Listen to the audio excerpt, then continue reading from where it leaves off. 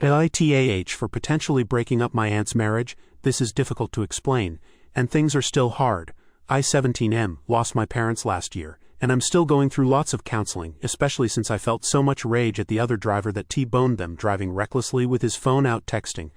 My mother had siblings out of state, and her parents, my maternal grandparents, that lived an hour away. I am extremely close to the entire maternal side of my family, and they have been awesome giving emotional support this entire time, even from far away. It turns out my father has a sister, my Aunt Judy 42F, who lives in town but has been estranged from my father's side of the family for years, for reasons I didn't understand yet. My father's wishes haven't been updated since whatever falling out happened, and my Aunt Judy was listed as the preferred person to be my guardian. She lived in town, and it would mean I could stay in school where I grew up. She seemed really eager as well. She was married to Gary, 40M, who was an alright guy, and worked at a counseling office, and even helped get me a referral to an awesome counselor who has helped me work through a lot of stuff. The problem is Judy is a control freak. I show up and she instantly said that I needed to drop all my father's bad teachings.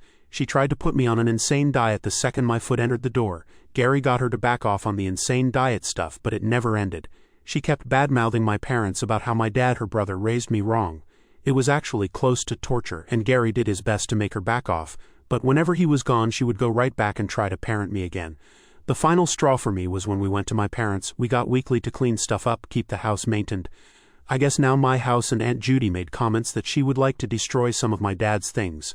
I instantly saw red and told her she has no right. She tried to lord over that as my only parent. She had every right to make me not turn out like her brother. I called my grandparents and bless them, they put the fear of God into her. She backed off, and I have been living at my family home again with my grandmother ever since, with my grandfather stopping in every weekend.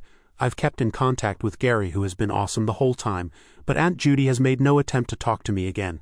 I found out that Gary has started the divorce process, and our visits have become less frequent, even though Gary has continued to offer support. I talked to Gary about this mess, and he admitted to me that if not for me being in the mix, he would have never known about how badly Aunt Judy would have acted with kids in the mix. He then said it was not my fault, and it was never my fault.